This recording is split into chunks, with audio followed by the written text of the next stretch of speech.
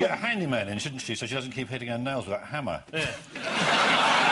On the subject of cheese, can either team tell me what cheese-related sport event was also banned because it was considered... Cheese throwing down the hill. Cheese will roll in one of those villages where they get a big hill and they right. cheese roll down the hill and, Quite and right, they've been yes. running for 500 years and suddenly Health and Safety said you can't do it. So they do it with... Cruel to cheeses. Cruel to cheese. They had to do it with those Dairy Leaf slices, don't roll so well. So just stop. This is the revelation that Britain's taste in cheeses has been changing and people are now opting for stronger cheddar. Apparently, poor people prefer something less bland, even if it does give them nightmares. I've said all that once, I don't know why I'm saying it again. So we'll go back again. We haven't heard you say it, though. Haven't you? You probably said it at rehearsal. Yeah, I did say it at rehearsal, yes. Is it getting a bit late for you now? Definitely. Do you want your tartan rug? Yeah, the last one. According to one food historian, the first cheddar was made in the 12th century. As a matter of fact, I think I've still got a bit of it tucked away in the back of my fridge. And time for our next instant sale. A right royal bargain for any male. You'd be crazy to miss out on this bumper bargain. If you enjoy life in the fast lane, you'll never tire of this beautiful motor. It's bound to be a hoot, and it's yours for just 1 point. But the clue is a Royal Mail. It's the Royal Mail have been bribing people to stay at work. Yes. So if you get through 6 months of... No, I thought Julia had buzzed. She was looking very worried. I've got lights in front of me and it tells me that Paul's buzzer came on first. That's why I spoke to Paul. You've got lights in front He's got lights, yeah. Have you seen anyone about that? No, to be fair, one of them's a life support machine. As long as that's still on. As long as that's blinking, he's all right. The Royal Mail have been trying to crack down, you've got it absolutely right, on absenteeism by offering employees a chance to win a car. All they need to do is not turn up for work. No, all they need is turn up for work. Yeah. You've only one word out. Nicholas, the scheme could be very expensive if you... I mean, I didn't turn up for work at the post office today. Where's my car? This is the Royal Mail scheme to give workers the chance to win a car if they avoid taking days off sick. The lucky postal workers will be rewarded with a brand new Ford Focus, although the bad news is it will be delivered to the house next door.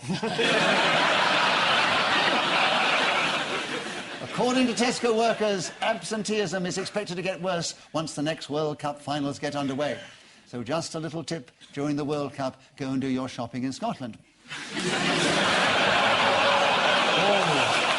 Let's have one more instant sale, and here it is. You can bank on success with this item. Just check it out. Yes, it's certainly attracted high interest, and this taxing question can be yours for just a very small deposit. Julie, you've buzzed, yes. This is an utterly brilliant story about a guy who changed his name to Ian Review, which looks remarkably similar to Inland Revenue when you write it quite fast. And he managed to get about 800,000. And I say, good on him. Why not? Yes, you're quite right. It's the story of Ian McFarlane, a solicitor who opened a bank account using the name Ian Review so he could cash cheques meant for the Inland Revenue. How did his cunning plan work? Well, people are paying stamp duty on houses and they were writing cheques out to the Inland Revenue and so he was... He's a solicitor, so it passes through his hands. That's right, yes. How was he caught? Did he bump into someone called Ian Review and he said... No. He tried to pay stamp duty on a property that didn't owe any stamp duty. There is no such thing. Yes, there is. Or was it a broom cupboard somewhere? No, you don't pay stamp duty on property under 200,000.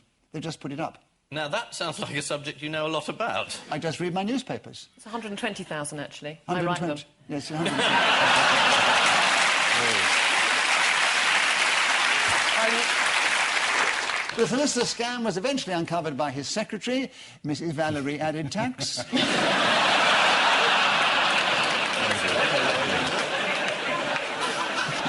So the Inland Revenue lost £1 million and the solicitor will be going to prison. That's what you call a win-win situation. Which means at the end of this round, Julia and Ian have 3 points and Paul and Chris have 4 points. Oh, very good.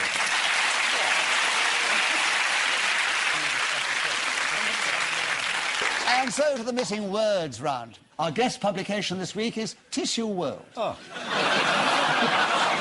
A multi-layered magazine and certainly not to be sneezed at. I sent them a snotty letter only last week. Starting with, imagine Yoko as what? New Andrex puppy.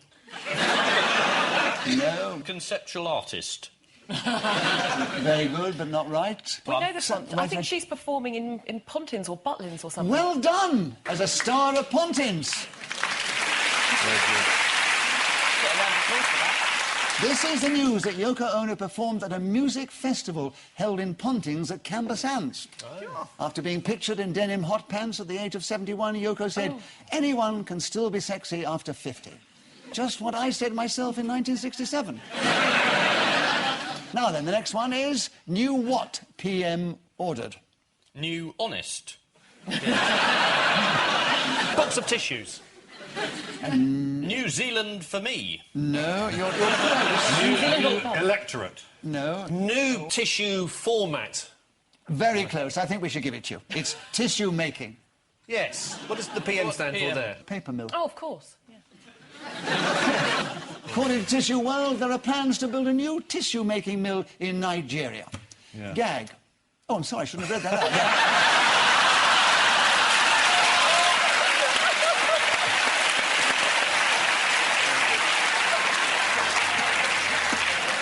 And finally, the mystery of toads that what in the night? Explode in the night. Correct. Bang on. These are the toads of Hamburg, Yeah. which are exploding at random. Is there a religious order? The toads of According to one resident, their insides are expelled at distances of up to 1 metre. Although that's nothing to what you can see on the Romford High Street most Friday nights. And so the final scores are Ian and Julia, 6 points. Chris and Paul, 8 points.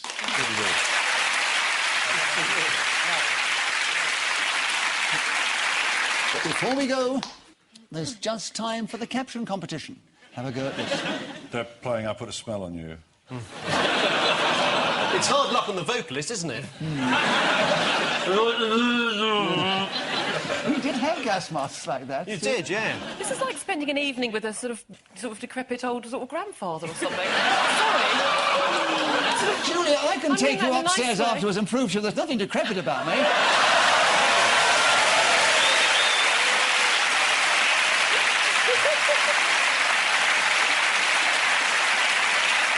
I didn't mean it like that. He might have to take the lift, though. Might have to take the lift. A long way up there. I'm sorry.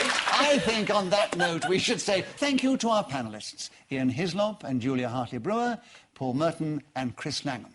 And I leave you with news that there's irritation all round as the Grim Reaper is late for an appointment.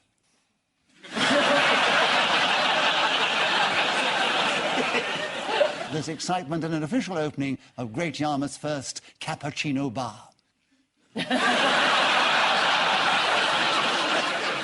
And Hello Magazine goes ahead with publication of Snatched Paparazzi Shots of Andrew Marr's New Baby. Good night.